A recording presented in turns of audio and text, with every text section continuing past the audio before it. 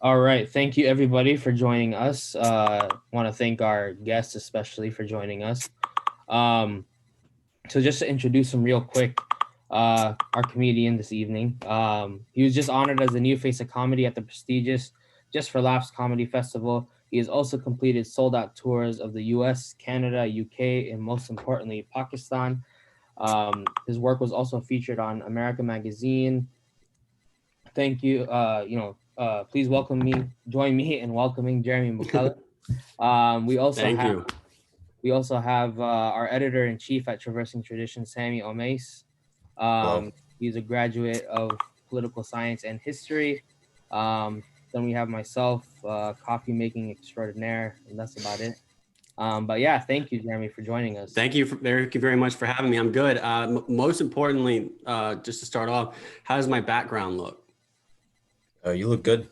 Thank you. Like I had a green screen up, and I decided to put the green screen on the other wall and just put the bookcase right there because I wanted books behind me. Yeah, I make wanted it an intellectual. Yeah. right, and then I also wanted to have like I started getting self-conscious about which books I had up there and like whether the resolution was high enough to where people could zoom in and be like, this is not okay, or like, wow, he reads that, you know. So yeah, and then like that was and then also remove any books that people may not want me to have. Yeah. Right. Totally understandable. Well, Yeah. Okay. our audience might want to add some few Qur'ans there and things like Yeah. that. Sure. Anything. Yeah. I've got quite a few Qurans that people. Well, I get a lot of gifts that people give me that are like just in case, you know. And like my wife has a lot of a lot of scarves that people have given her, and it's just like you know whenever you know you might want to wear it around your neck or head later, and then like prayer rugs and like just everything, and we have like I mean most of this I mean like a lot of stuff we have like around our house, but the ones that are like specifically Muslim we have like in a Tupperware container, and I wrote on there like in case of Shahada break glass. So like just like it's like a ready-made kit, like just for, and really I should like you should just sell those kits that are like, you know, when someone takes Shahada, it's just boom. Yeah. You can make a whole business just selling those online. Right. Yeah. And you could just give it to people and you could even like send it to people who are like hateful and like, Yeah. you know, it could be a whole like troll thing. I don't know. At our mosque, we actually have that for when people do convert, like a little kit. It comes with a translation of the Quran, a prayer rug, if they're a sister, you know, a scarf. So Yeah. ahead of the game. But yeah, We have a thing in the Catholic Church whenever someone gets, and we just give them guilt. It's just like, it's just a nice big container of guilt. We just give it to them. And yeah. All right. So yeah, that kind of leads into my question. Sure. What's my first question? You know, what's it been like being a comedian during this whole COVID pandemic thing? You know, it's been, I mean, it sucks because my last like out of town show was March 7th. And everything else has been either in Charleston or online. And it's been nice in one respect because I get to spend a lot more time with my wife and kids. And I'm not gone so much. And also just like the stress from traveling is a lot. But then there's like the stress of being like stuck with your wife and kids, and which is not something that I like signed up for, you know, like when I got married, I was a comedian and I'm like, okay, I can travel. And now it's like, oh, I didn't know I'd be home so much.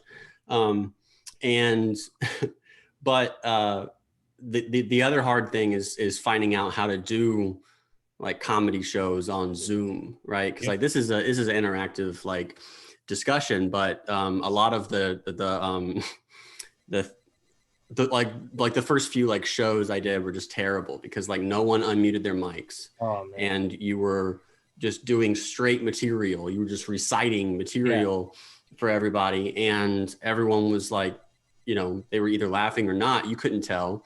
So I felt horrible the whole time, thinking no one is laughing, like just, and I realized I didn't even have to do that. Like I could have just sent a recording of myself just speaking in front of a camera. I didn't need to be there.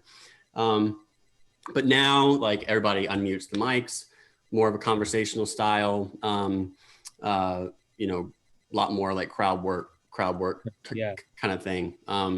And yeah, that's actually gone pretty well. So Yeah. That's getting the hang of it, Yeah. the hang of it. You see with a lot of like these, a lot of these late night shows have kind of transitioned to that, or other like, like comedy shows where you generally have an audience, and then all of a sudden they're just kind of talking straight to a camera, and it just like Right. feels awkward, right? And like to someone who isn't familiar with comedy, probably could think the same thing, like, oh, you're just telling jokes, just kind of recite it. But like comedians always say, like that, relationship with the crowd is really important. It's like, yeah, and you never want it to feel like you're reciting something. Yeah. Like you always want to maintain the illusion that you're coming up with it on the spot. And so like one application of that is that like, what do you do when someone heckles you? Yeah. And my philosophy is you stop. Like you stop and you address the heckler, because like if you keep going, and I've seen this happen so many times, if you try to keep going with your material, now everybody knows that it's like rehearsed. Because like a normal person would stop like mid conversation if someone just blurted something out. So like if you try and barrel through it, then everyone like suddenly snaps out of the illusion, and now they're just like, I don't even like the audience knows that they don't need to be there. Yeah, that's true. So how I'm assuming on Zoom there's gonna tend to be a few more hecklers just by nature of access. Sure. Yeah, but the difference between that is that like, it's caught on camera, and so it really hasn't been that bad. Like people, there's this like the shame part of it, and then also like whoever's in charge of the Zoom meeting, if the heckle is like bad, like somebody's just being a jerk, then they can just mute them, which is something you can't do in person, unfortunately. Yeah, that's true. Unfortunately, yeah. I kind of wish we could do that. Yeah. But yeah, Sammy, if you wanted to ask the follow-up. Oh, yeah. I wanted to ask you about your religious journey. So before we started here 5 minutes ago, you were telling us how growing up a Protestant, you didn't do Halloween. You did. Well, we didn't do Halloween. So I'll tell you again. Day. So we had Reformation Day. And so, because, if you know anything about Halloween, it's either devil worship or it's like playful costuming. And like there are Christian ways of celebrating Halloween, but they're all Catholic. They're all like about the feast day of like, All Saints Day, All Souls Day kind of thing. But as Protestants, you can't do that. And so we had Reformation Day where people would dress up as characters from the Bible or as reformers, like people in the Protestant Reformation. So it was either in the Bible or Martin Luther, and there was nothing in between, because nothing happened for Protestants in between that time. But I remember one year, my brother, there's a story in the Bible of Naboth's vineyard where King David like stole this guy's vineyard, and the guy's name was Naboth. And so my brother, I have two brothers. One of them went as David, and the other one went as Naboth, and I went as the vineyard. And I had like stuff all over me, and I had like leaves grapes and painted twigs. on me, leaves and stuff. And so it was fun. I mean, I enjoyed it. But yeah, there was like a paranoia about like, how do we not do devil worship, but also not be Catholic? So, yeah. So now that you are Catholic, right. Do you do Halloween like everyone else now? I mean, yeah, I mean, we have Halloween, but like, it's like my daughters are going as Lilo and Stitch, like, which is a very underrated Disney movie. And like, but it's not very like religious necessarily. Right, I mean, right. And like last year, my wife was pregnant with our son, Johnny. And I wore like a shirt that had like a skeleton frame on it. And she wore the same thing, but there was like a baby skeleton in her stomach. Oh. And like, so it was like, she's like, she's pregnant, whatever. So this year, I think I'm going to wear her shirt. I'm going to take her shirt and wear it so that I'll have a baby skeleton like in my tummy. And I think that would be like, because it'll like, it's totally different meaning, but like way scarier than last year. Yeah. So that might send a certain political message out there. Yeah, maybe so. Oh yeah, right. Because why not? Why not? Exactly. Yeah. But yeah, so you're someone who kind of transitioned transition is the right word, I guess. Yeah, it's a good segue. No, but with your religious journey, like you mentioned, how you kind Yeah, of my preferred pronouns are thee and thou now. Yeah. So what was that like, kind of finding your way from being raised in a certain sect of Christianity and finding Yeah. yourself in your adulthood, going to another? Right. I mean, so it was like the journey itself was like a long time coming. Like I wanted to become Catholic in college. And Really? then, and then after college, I moved to this like commune called L'Arche, which is like these communities for people with disabilities. And it's Catholic run. And there I wanted to convert to, but then I decided not to. And then finally I did. But it was after I got married. My wife's Catholic, but she was pretty lapsed. And after we got married, I was having discussions with folks like you and like about topics about where I thought Christianity had gone wrong, and like came to see a lot of the underpinnings of where I thought it had gone wrong in sort of the Protestant understanding. And so then, but then like, I guess it didn't really hit home until I made the connection of like St. Thomas has this quote where he talks about like faith is not, like you don't have faith in propositions. You have faith in the reality that the proposition terminates in. And so like with I always thought that, and it's a very subtle but like really important like distinction, is that like I always thought like Catholics and Protestants disagreed about what was happening during communion, right? And like, okay, but like I can be a Protestant and believe whatever I want, I can, and there's no reason for me to become Catholic just to like get to have the belief. Like it doesn't make any sense.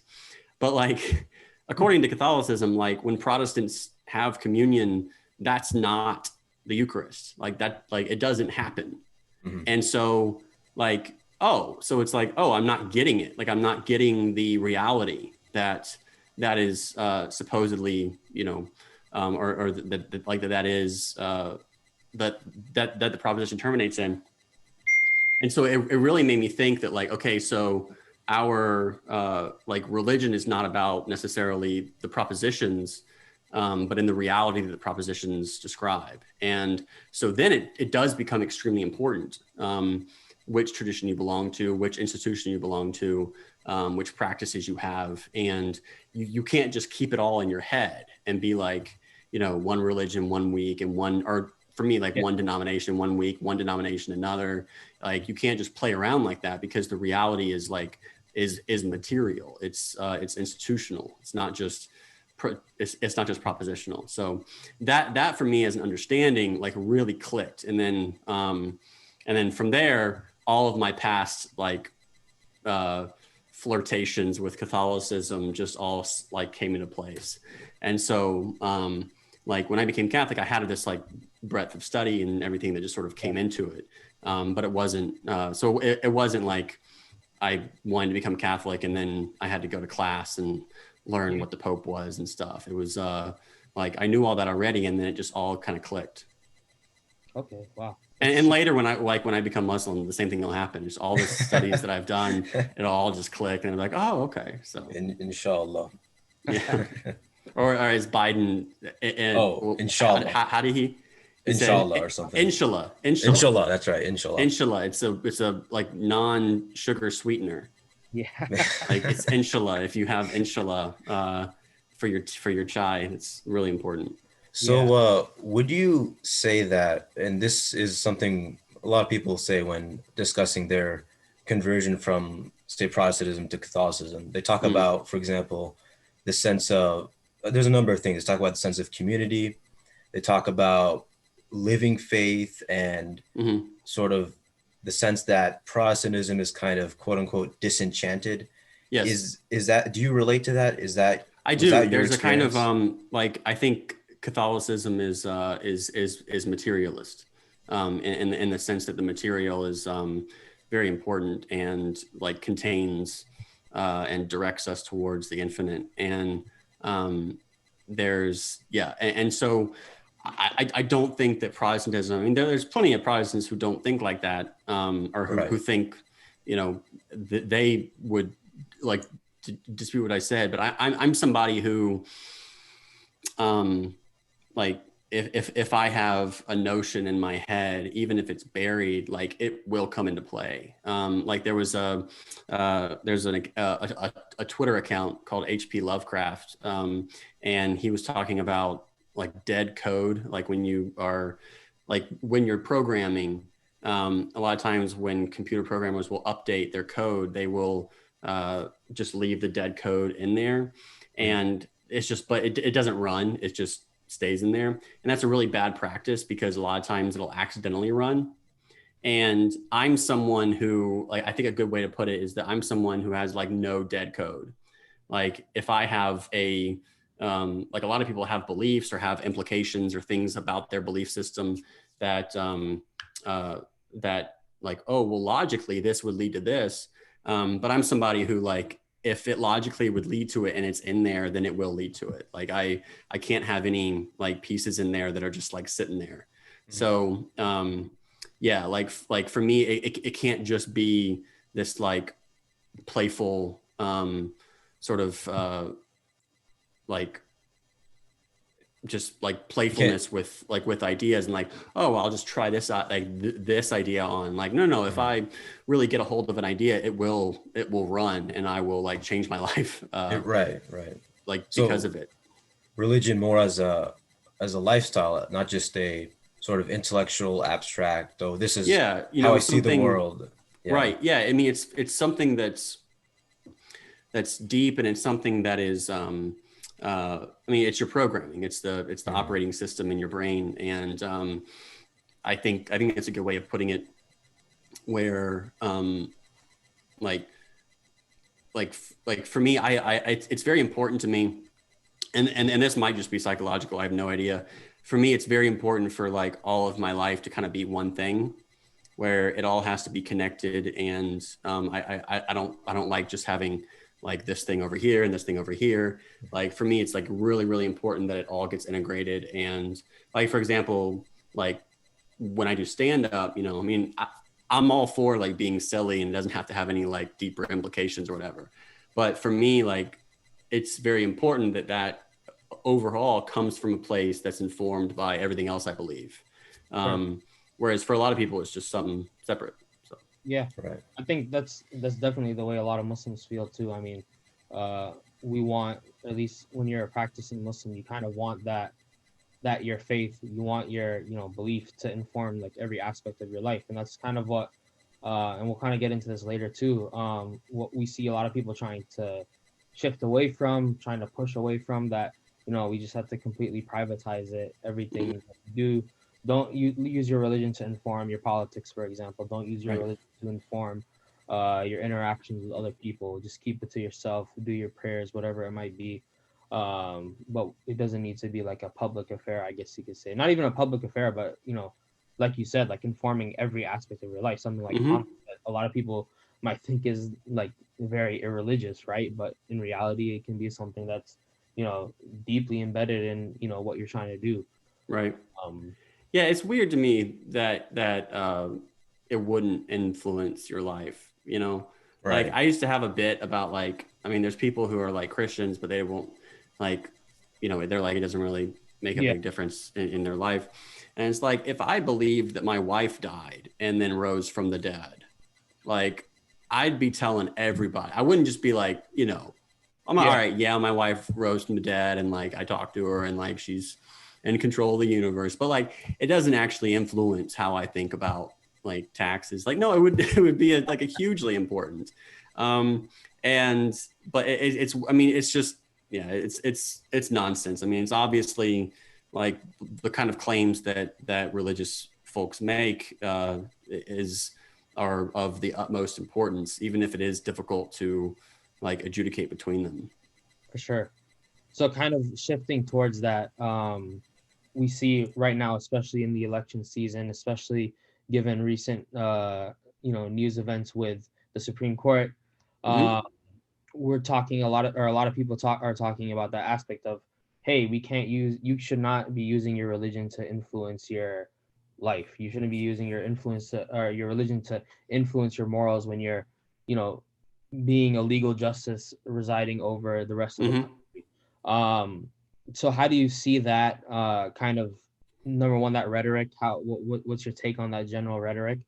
Um, and how do you kind of see us maybe pushing back against that?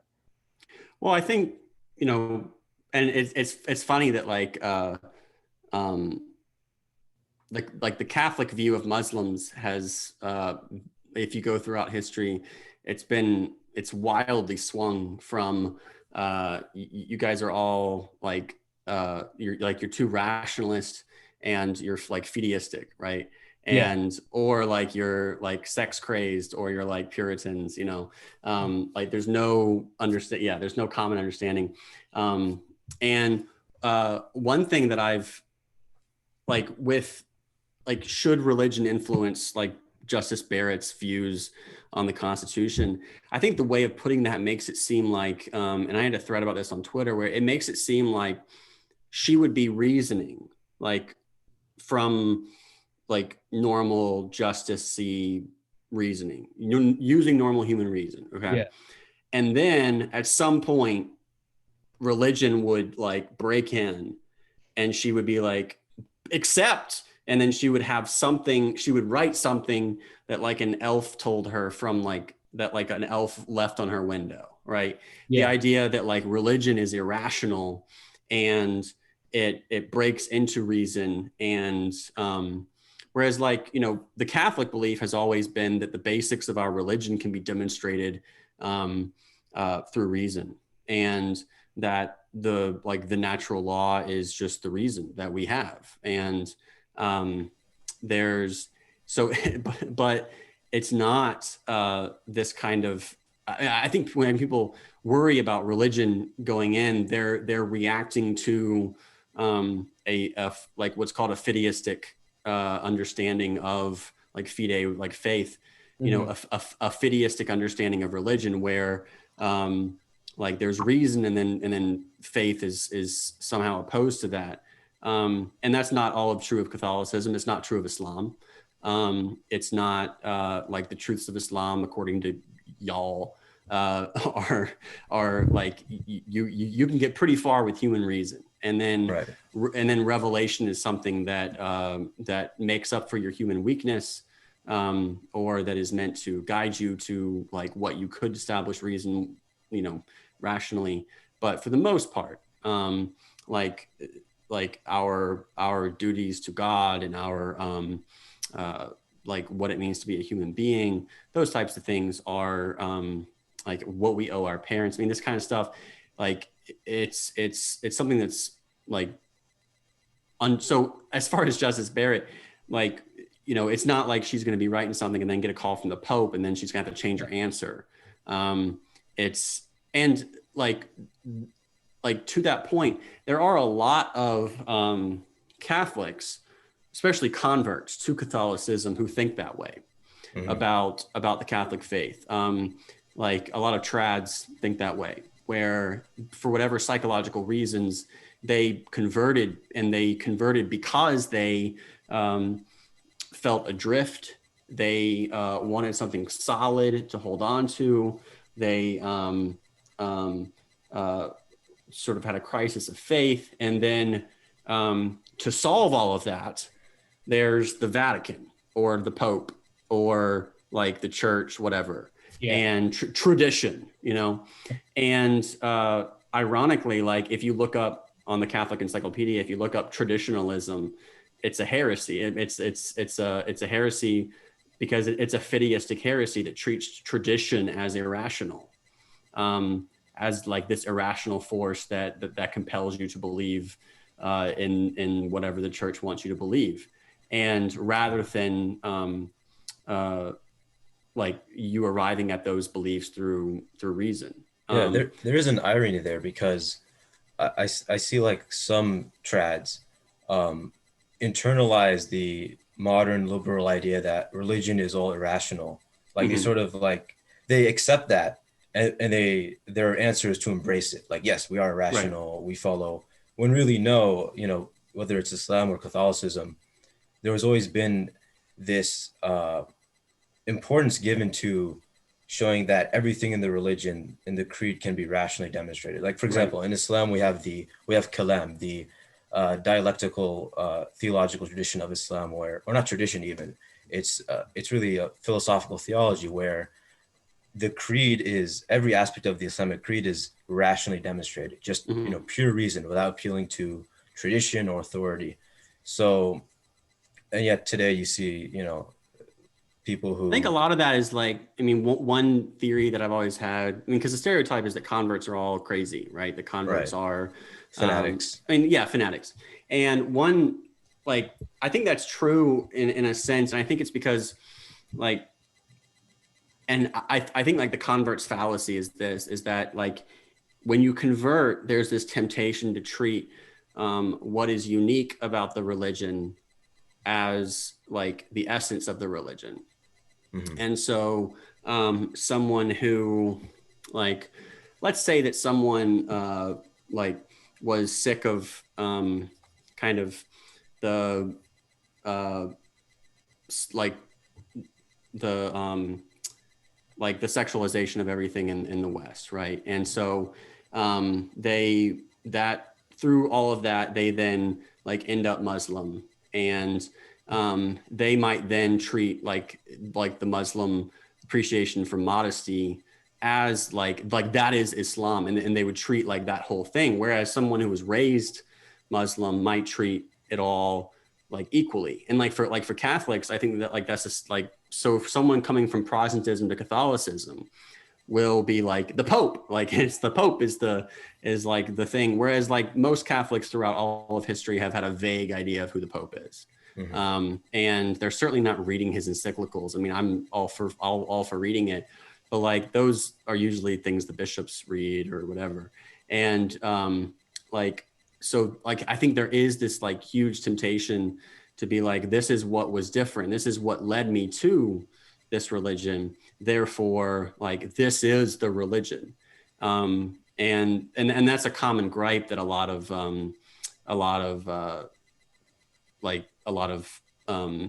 cradle Catholics have about converts, is that they're like it's like very, very skewed.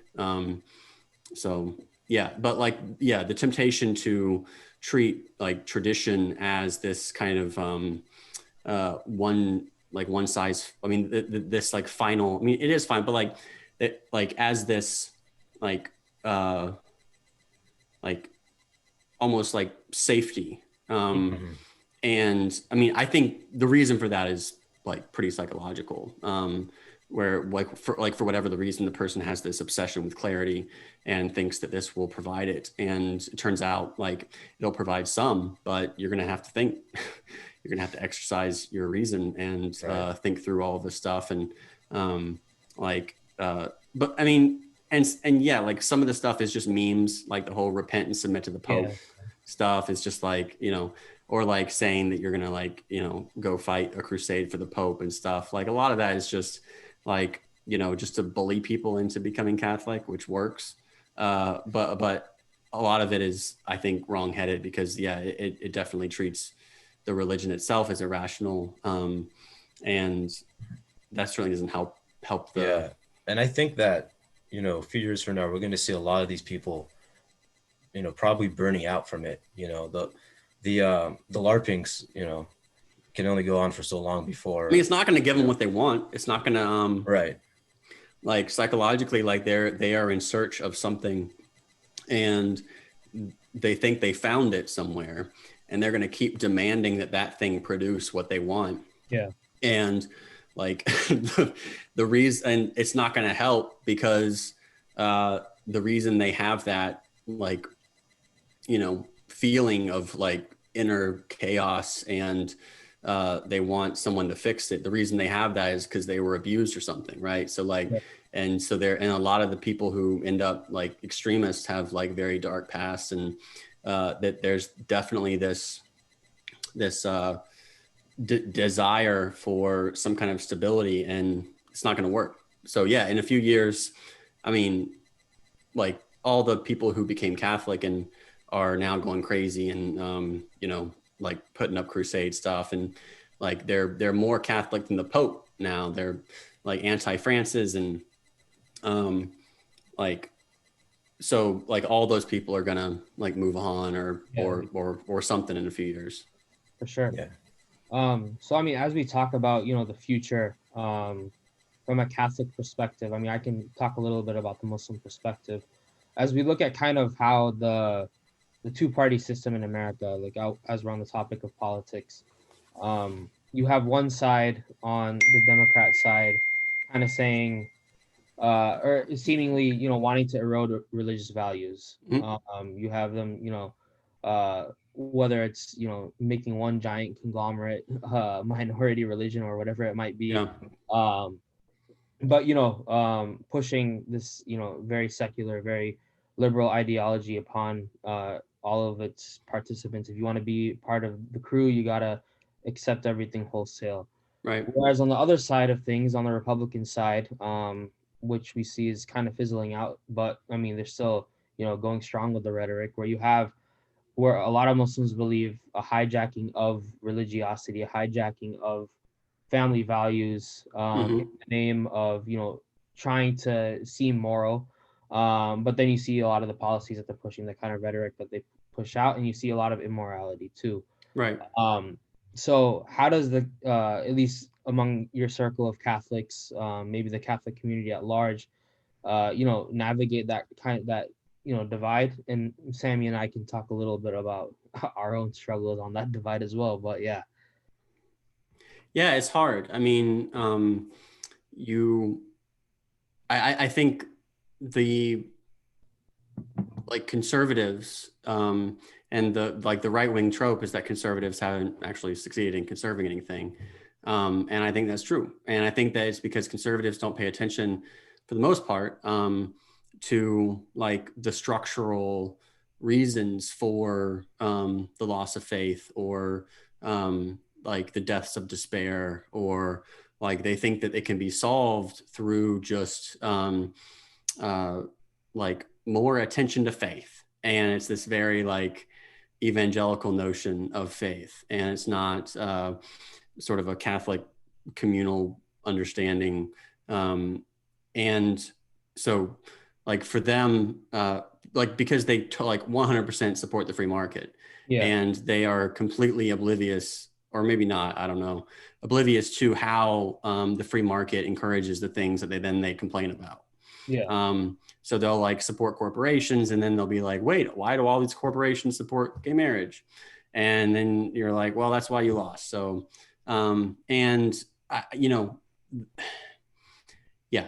So I think that like Republicans talk a lot about the family and all this stuff. And I think that like there are some figures, and some people hoped that Trump was like this. And maybe they still do. They hope that Trump would somehow move left on economics, right? And so he would fill in that that position that a lot of us find ourselves in, of being socially conservative and more economically to the left, like whatever you think that means. But I think that there was some hope that Trump would be like that. He has not at all been like that. And I think if he loses, it's because he's not like that. Because how in the world are we in the pandemic and he's not just sending people money? Like it's absolutely absurd.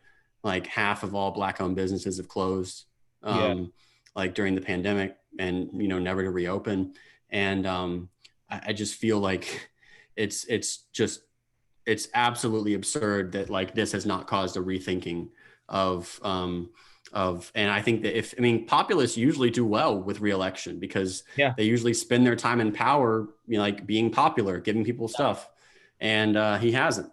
And a lot of that is the people he has around him. I don't think he's very, I don't think he's like an orthodox free market guy. I think he's just who he is. But the people around him have been, he's surrounded himself with neocon free market people. And like, it's it's just really, really absurd.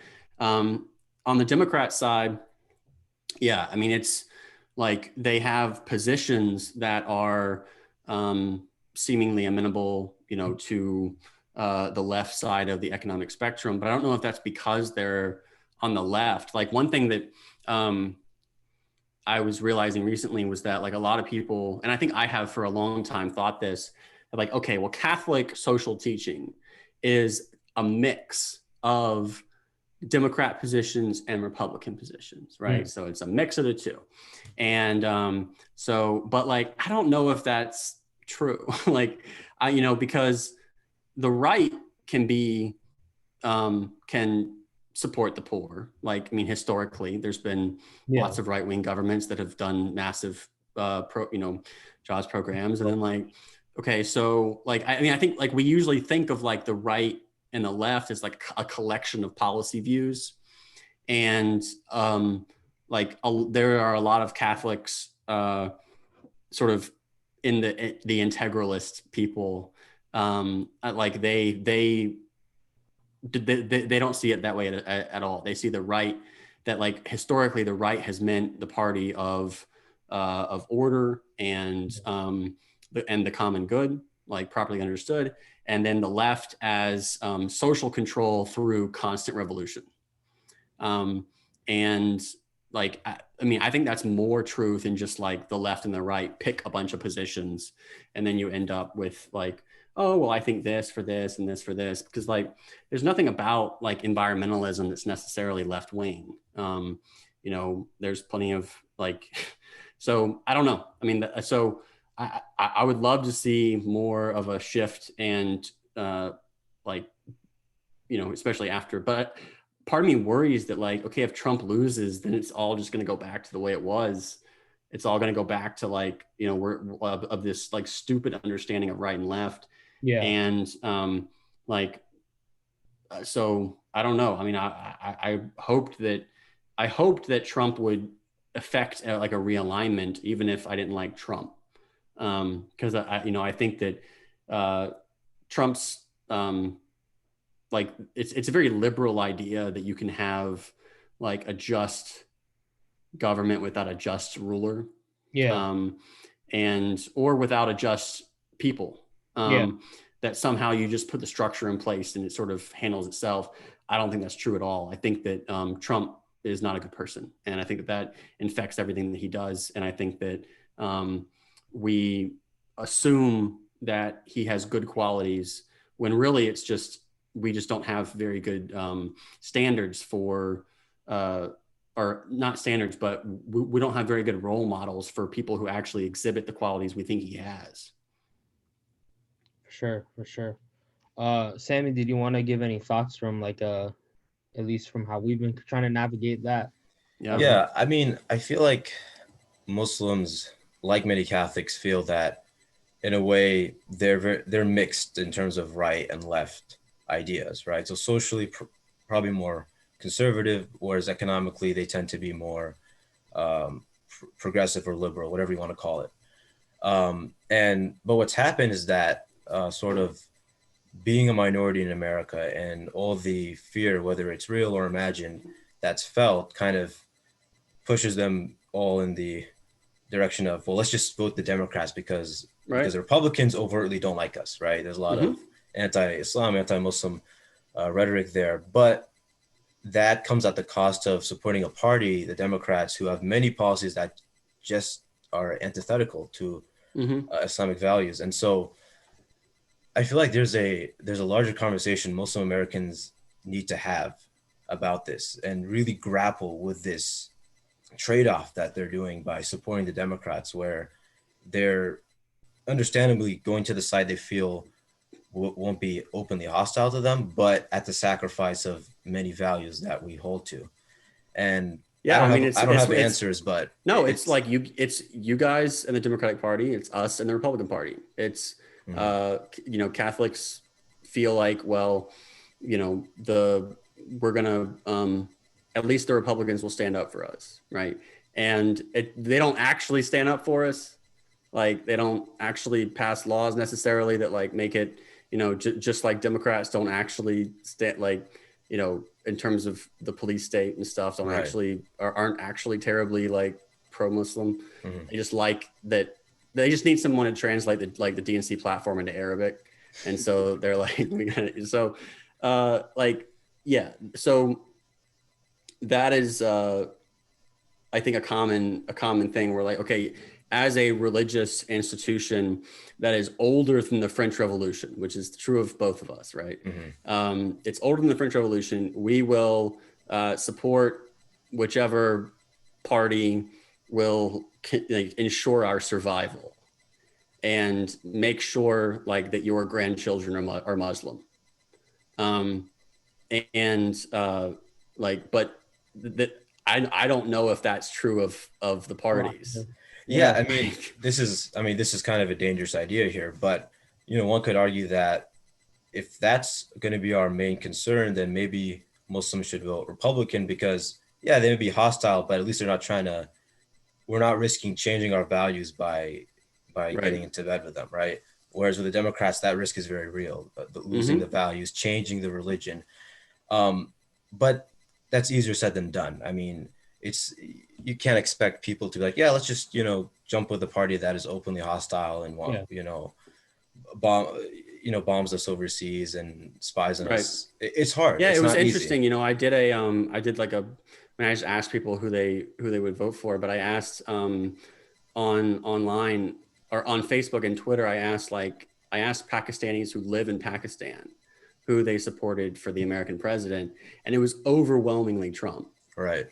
Because the foreign policy. And all the Pakistani Americans were like, "What is wrong with you?" And they're like, "We don't want, we like Trump's approach to the war in Afghanistan and his his drone strikes total have gone up because of Yemen, but for Pakistanis it's gone down, and so there's a little skewed but it's wild to see that disconnect. But I mean, you don't necessarily blame people for not voting for the people who hate you.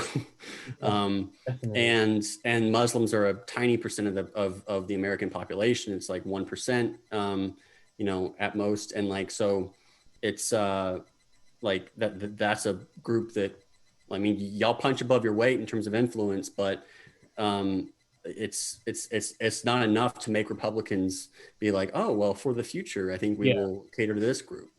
They're more worried about Latinos and Blacks. So, but in terms of I mean, one thing is interesting is that if you look at what are the most religious areas of Europe right now, and it's all former Soviet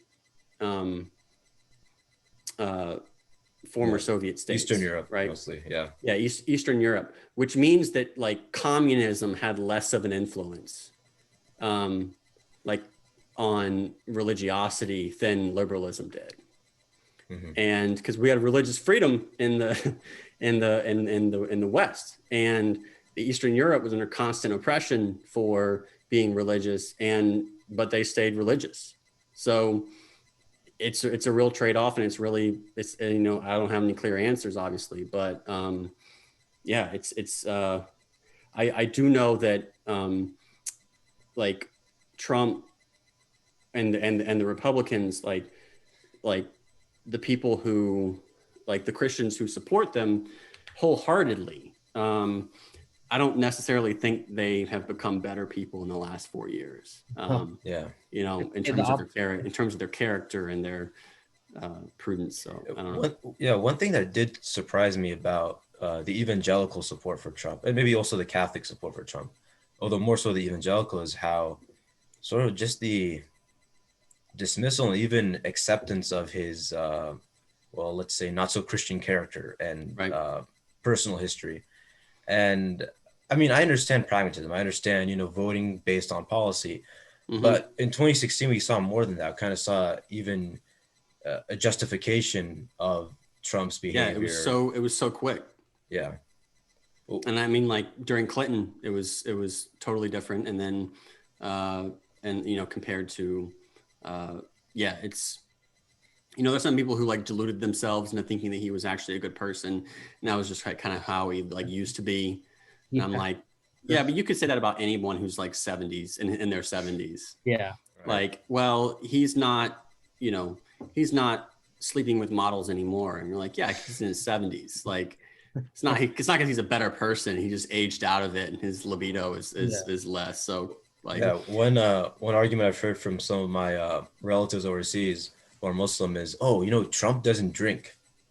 Oh yeah, he doesn't drink alcohol, and I'm like, yeah, right. well, he's old. Maybe he's got a health condition. I don't think it's. Well, no, it was actually because his brother was an alcoholic, and oh, is that why? Yeah, and died. Like, I think because of it. And so he hasn't had any alcohol since then. I did not know that. Yeah. Yeah, doesn't drink, doesn't smoke either. Right. Yeah. He does. I mean, I think he like mainline Sudafed or something. But so there are some people who have deluded themselves and thinking that he's a good person. Other people have like suddenly switched to like it doesn't matter, that like we are in unprecedented time, which they say that every election. Yeah. Like this is the most important election in the world, and like we can't afford to like nitpick about personal character, and so we're gonna vote for like the idea was Cyrus, right? Cyrus was like the pagan leader who like helped the Jews, and like so so the evangelicals compared him to Cyrus a lot, and they were like, this guy's he's strong. We don't agree with him, but he's going to be good for us. He's going to be good. He's going to deliver us from, I don't know, and from Hillary, just like Cyrus did. I don't know. Yeah. But you hear that. I think those are the two things. And, there's people who are like, well, like, and I think a lot of people confuse his, they're wrong about his virtues. And like the example, I was talking to my wife about this last night, where like, if no one is manly, right? If like all the men that are like, soy boy, whatever, like not at all manly, then you're going to think that masculinity is the jerk, is like the guy who's like full of ego. And because you haven't seen someone who's strong and who uses their strength to like help the weak, right? Or to protect the weak. And like you haven't seen like in Catholicism, the virtue of magnanimity is really important. And it's the virtue, like someone is magnanimous if they desire great things and they desire to be worthy of them. So it's whereas ambition is more like is more like a bad thing, where you're not actually wanting to be like worthy of it. So like someone who's magnanimous will desire awesome stuff for themselves, and they will want to succeed, and they will want to be better, and that is a virtue, 100%. And like that is something that in my own life I've had to like really pay attention to, because I can slip into kind of a false humility where I'm just like depressed and talk bad about myself, and like that's not humility at all. And like, so when you see, and I think the virtue of magnanimity, whenever you see someone who's magnanimous, it's so rare that it's easy to, like someone who talks about the amazing stuff they've been doing, like, and they're just really excited to tell you about it. Like, and they're not being arrogant. They're not putting you down. They're just really excited about all the wonderful stuff that's been happening and this great achievement they've just made. And it's so rare to see that, like nowadays, that when you see someone who's full of ego and who talks about themselves, but they're doing it from like a standpoint of being extremely touchy and easily offended, which is the opposite of being magnanimous. Someone who's magnanimous isn't easily offended at all. Like when you see someone like Trump, is what I'm saying, it's easy to think of him as magnanimous, as like, oh, he's got these, and he does not. It's all ego, and it's just this corrupt. But it's so rare that I think people are drawn to it. I think people are drawn to people who are who just say what they mean, who don't couch all their stuff in like. I remember I had this like thread a little while ago about the difference between first generation immigrants and like second generation immigrants, like Muslims, is that first generation Muslims that I've met, like people who came here, they will just straight up tell me, like, they'll just speak about Islam as if it's true. They'll be like, well, when the Dajjal comes, and then like, and whereas their kids will say, well, Muslims believe that when the Dajjal, they're a little bit removed from it. And now there's nothing wrong with doing that. Like it's okay, because like, it's how you talk to people, right? Like, you know, it's okay to like, I mean, like for me to say to you guys, like, well, now Christians believe that like Jesus rose from the dead, et cetera, versus me saying like, well, back when Jesus rose from the dead, like I'm obviously like acknowledging that we don't agree by saying, no, you know, but there's a kind of like, if you talk only in that way, like where you're not making basic truth claims about reality, like eventually you find yourself separate from like the reality that you supposedly believe in, and you end up an umpire instead of someone who's actually playing the game. Yeah. And if you go back and you watch the Trump-Hillary debates, Hillary is talking in all this kind of like meta umpire language, where she's talking about like what America is, and like, you know, these people think this and these people think this. Trump is making first order moral claims. He's like, you're a liar, like straight up. And she doesn't say, no, you are. Like, why would she not say, no, you are? Instead, she says, well, that's just not an appropriate thing to say as a presidential candidate, you know? Like, and so, you know, going back to like Magnanimity, like when you see someone who is making basic first order claims about reality, you are drawn to them, even if they're wrong. Like, it's still like, kind of like, okay, this guy is speaking, he is someone who speaks with authority. And unfortunately, that's Trump. Speaking of people who speak with authority, I wanted to ask you about the recent news about the Pope and gay civil unions. Yeah. What's your take on that? And what's your take on the reactions you've seen online? You know,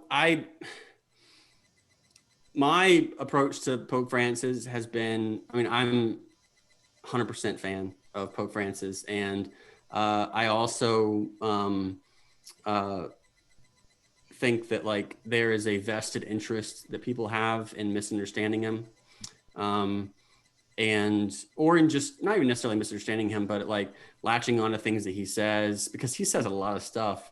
And he's definitely someone who, he's kind of like if they made me Pope, where like I would just be saying stuff, and like, you know, like if you quoted me of something I said a year ago, I'd be like, oh, well, okay, that was a year ago. And like, but he's the Pope. And so you're like, you should maybe be more careful when you do interviews with people who are openly hostile to what you believe. So like, you know, like, what do you expect? You know, he's got a PR problem. Yeah, he definitely does. And, but at the same time, I mean, he obviously supported civil unions as a alternative to the impending adoption of gay marriage. So why do you think he did that? Because he saw that as a way to offer legal protections to gay people. I mean, certain legal protections that are sort of not controversial. Like, I think a lot of people who are outraged that he supported civil unions would still say, like, I think gay people should be allowed to visit each other in the hospital, you know? And the question is, like, does the civil unions, or what type of legislation, what type of civil union legislation are we talking about? And does it do what we don't want it to do, which is bless and sort of sanction this as like a alternative to marriage, or equal to marriage? Or is it just a way to give two people who are close together, you know, legal legal protections, because there are versions of civil union laws that like anyone can have, that like, you know, a brother and sister who live together and are older can have it, and they get the protections. And but I think that at the time that he said this, and you know, years ago when we were all debating gay marriage versus civil unions and stuff, conservatives were saying no, let's just have civil unions. People said, and I think rightly, that like no, like you're going to do civil unions, and then immediately it's going to be referred to as a like secondhand or second class citizenship. And like no one's going to accept civil unions. Right. And it becomes an argument for marriage after that. So no one's like, they're just going to like call it marriage. And then like, what's the difference besides prejudice? So like, but I think that, I mean, the thing about Pope Francis is that like when he really believes something, when he's like very strong about something, he mentions it like every single speech he gives. And he gives lots of them. And so finding like one thing that he said a long time ago, I don't know. I mean, I understand why people want clarification, and I wish he would give clarification. But there's been things he said in the past that he still has not given clarification on. And I don't know. I think like it would be nice to go back to the days when like the media frenzy wasn't what it was, and you couldn't whip up opposition to the Pope worldwide in 24 hours. Like that's just way too fast, and the Catholic Church is not fast. And you know, it's like, okay, well, you ask us a question and we'll get back to you in like 400 years. And that's usually how it works. But for this, I think that there's a larger thing going on where there's a concerted effort on behalf of a lot of media people in the US to you can go pretty far like portraying yourself as more Catholic than the Pope. And also liberals as well. I think since he became Pope, they've been trying to, you know, grab certain things he said, snippets, and like try to, without saying it explicitly, say that, oh look, he's gonna be a reformer. He's gonna be a liberal. Yeah, he's changing everything. I mean, like when he first became Pope, it was like, this guy's gonna change everything. Here's some stuff he said, and like he's from Latin America, and we know they're good. Like you know, even though like in Latin America he's super conservative. Like right. So, but yeah, I think that it's there is there's a lot of people who believe. Someone asked, what do you think of state of vacantis? Someone asked that. I mean, they're not Catholic anymore. They're Protestants. If they're could you explain who those are? So state of vacantis are people who believe that like with the Vatican Council, that like the church fell into heresy. And so there hasn't been a legit Pope for like the last 70 years or something. Like the seat's been empty.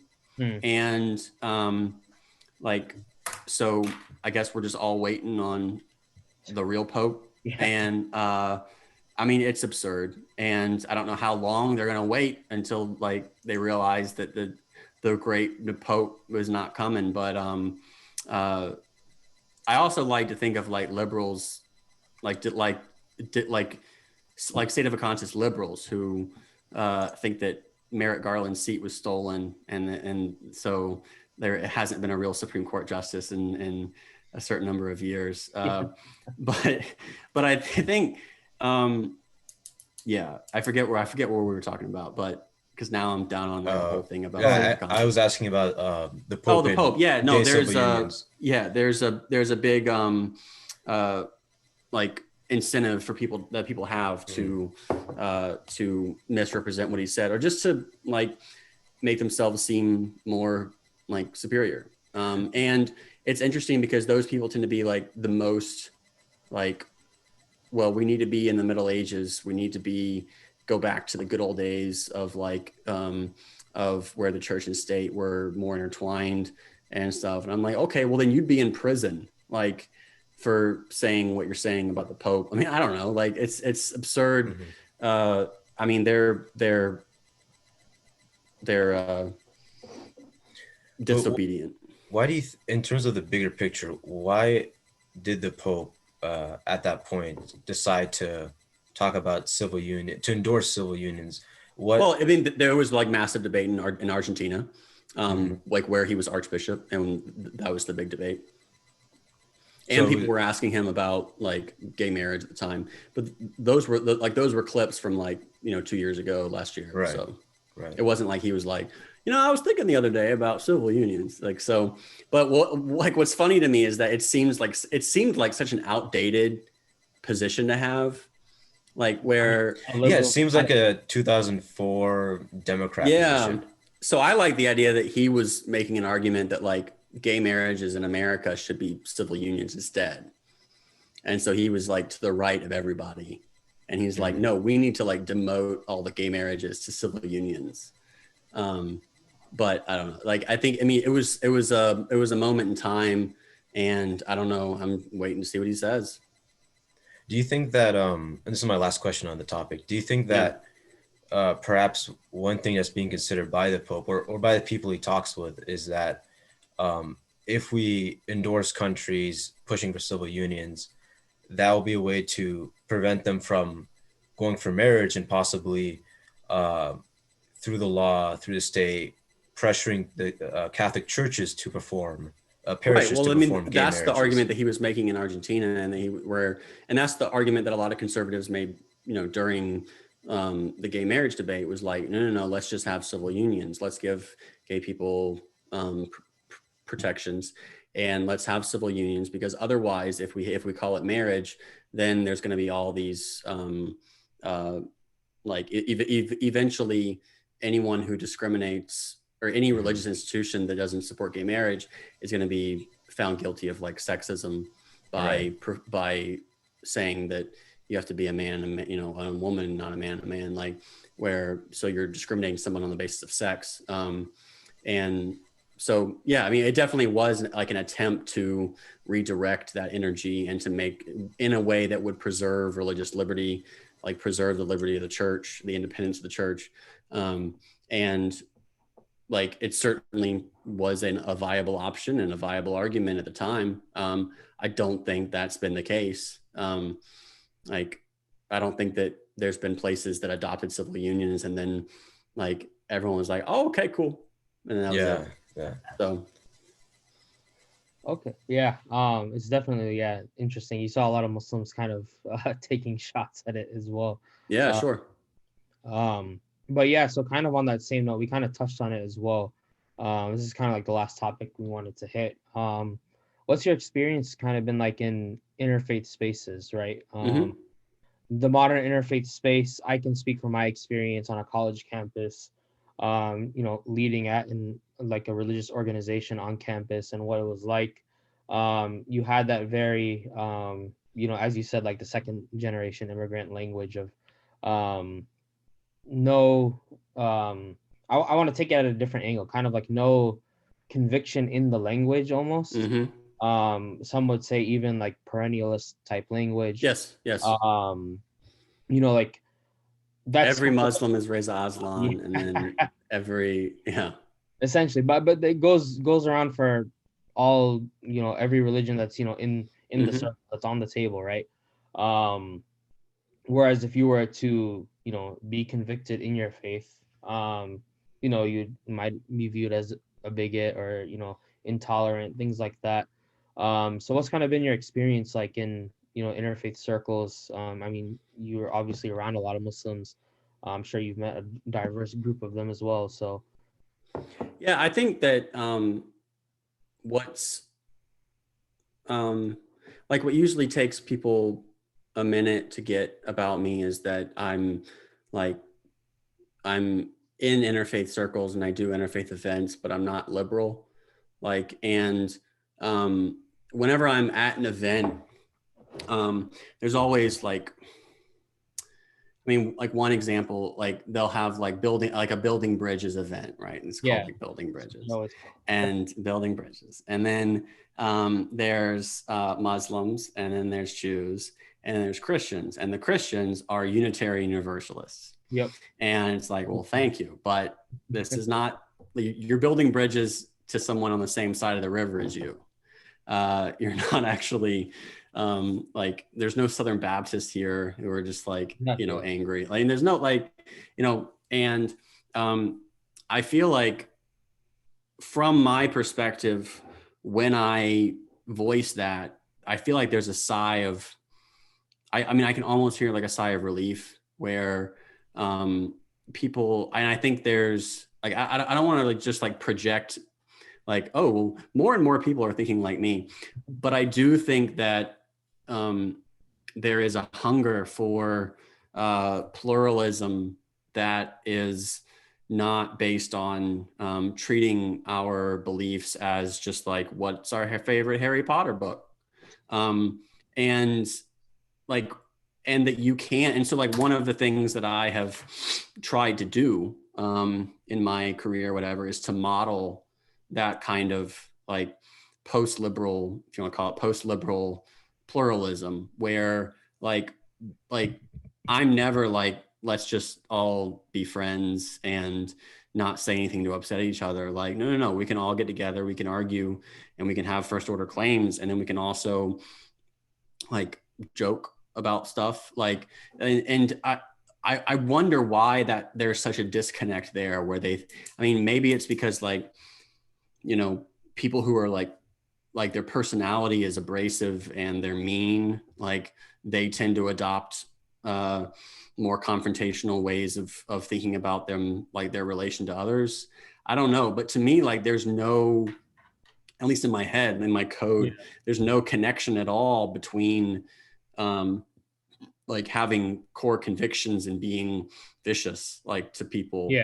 Like it doesn't, to me, that's not even like a, I don't know, but like I would say the majority of people think that like if you say like Jesus rose from the dead, that's another way of saying I hate Muslims.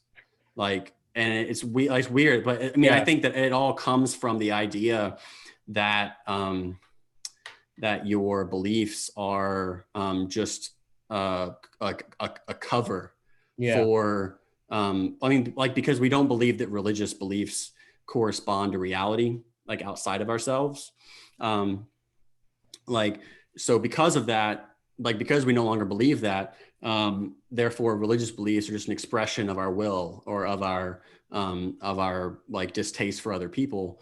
And so if you believe like gay marriage is not marriage, like, because it just isn't, like, it's the, I mean, there's this thing called marriage out there and it's not that. If you say that, people immediately hear like, I hate gay people. And like historically, you know, there's reason for that, because people who said that do hate gay people. But like you are making a claim about something that is outside of yourself. It's not you. It's not me. It's like, I'm not the one who made it like this.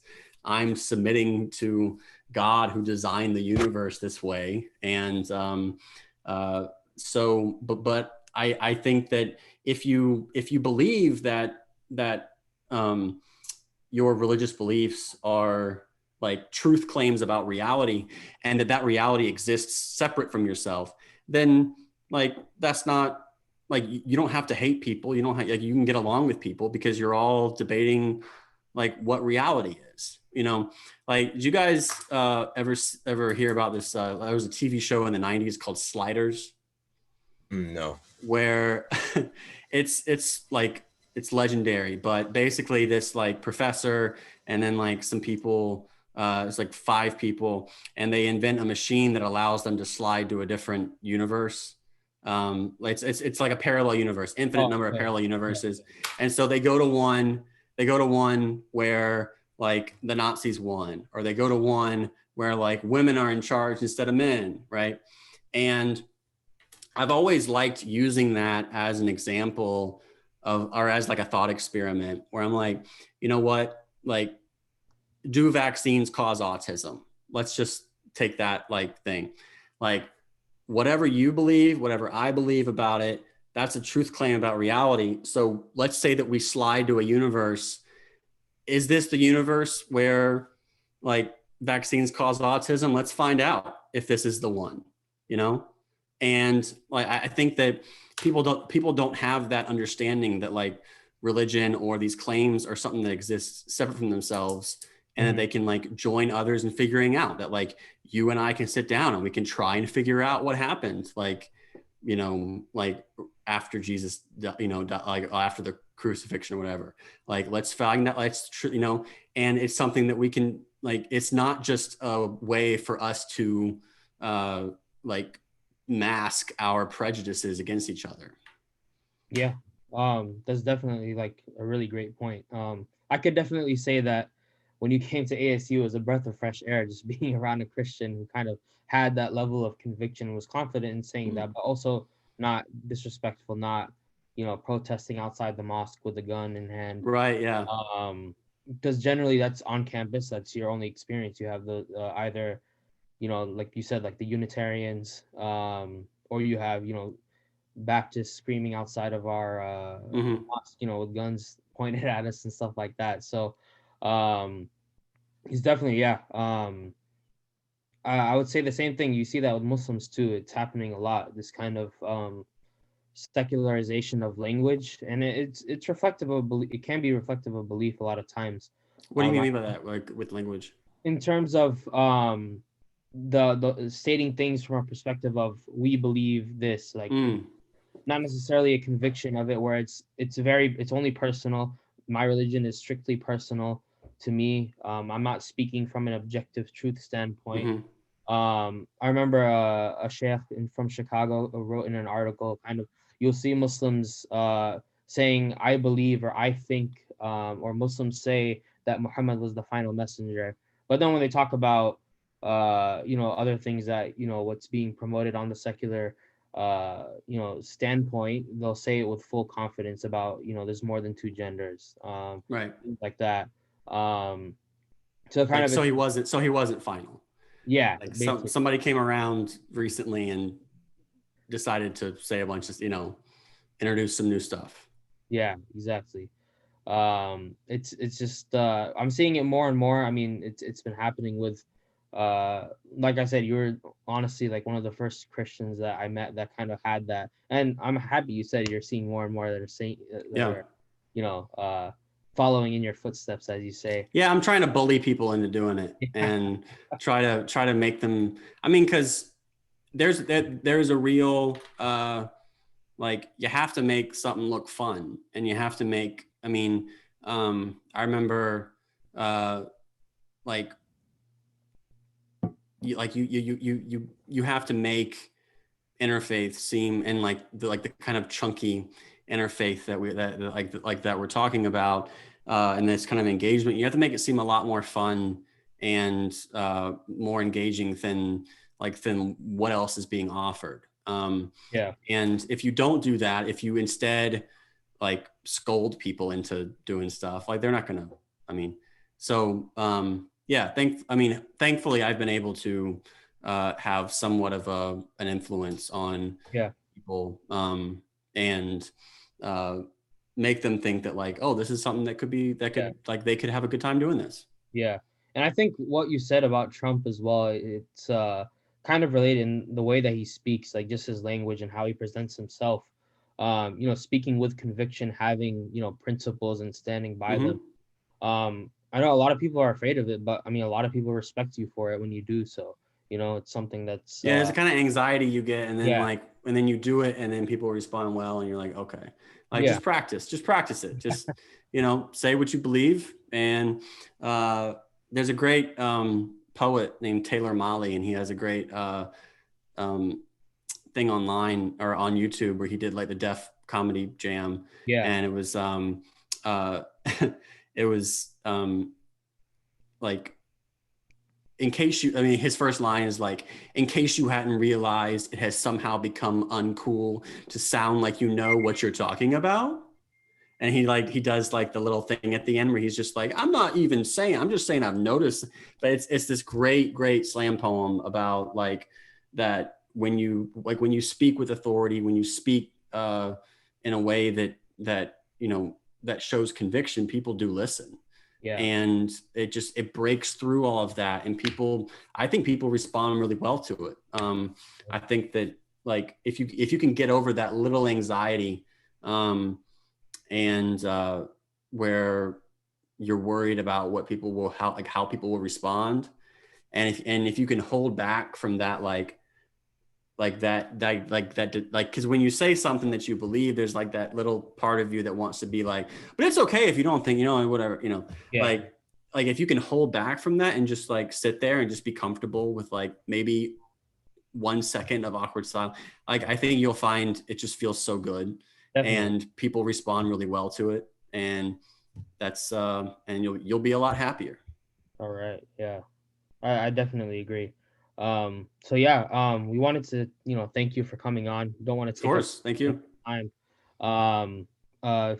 Everyone, thank you all for attending. Everyone who's gonna watch this later on the YouTube, um, thank you again for attending and giving us your time. You can follow Jeremy at Jeremy McLellan on Twitter, on Facebook. He has a page as well. Anything else you're working on that you want to give a shout out to? There's some stuff coming up, but just follow my social media, and I'll be letting everybody know. For sure, for sure. And as always, follow Traversing Tradition. Go on our For website. sure. A little off the norm of what we're usually doing, but we're trying to get a little diversity in content here. So it was fun. It was a great conversation. You're our first non-Muslim between publishers, alhamdulillah, between publishers as well. So yeah, we just want to thank you. Follow Traversing Tradition on Twitter, on Instagram, on Facebook. Keep up with our stuff. And yeah, I just wanted to thank you all for coming on. Cool. Jazakallahu khairan. Thank you. All right. Assalamu alaikum. Thanks, guys. Take care, Jeremy.